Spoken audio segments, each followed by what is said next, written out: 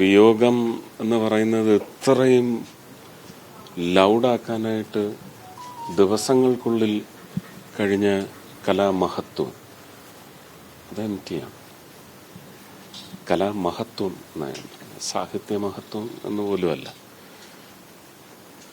സാഹിത്യത്തിനൊരു ട്രാൻസാക്ഷനുണ്ട്. ട്രാൻസാക്ഷൻ്റെ മഹത്വം എന്ന് പറയുന്നത് അന്ന് 5 വയസ്സുകാരനോ 10 വയസ്സുകാരനോ കണ്ടപ്പോൾ എം ടി ആരാണെന്ന് അറിയത്തില്ല. പല ജീവിത മുഹൂർത്തങ്ങളും ഒരുപക്ഷെ അവരുടെ അപക്വതയോ അല്ലെങ്കിൽ കാര്യങ്ങൾ ജീവിതത്തിൻ്റെ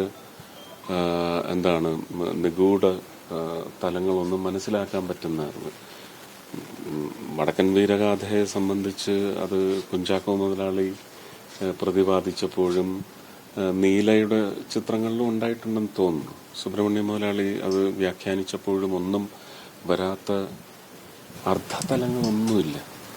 ഏറ്റവും അടിത്തട്ടിലെ അംശങ്ങളാണ്. അത് വികാരമായാലും ശരി തന്നെ, പ്രതികാരമായാലും ശരി തന്നെ, അതിൻ്റെ ഏറ്റവും ഉൾക്കാമ്പിലേക്കാണ് എം ടി അദ്ദേഹം ഇറങ്ങിച്ചെന്നിരിക്കുന്നത്.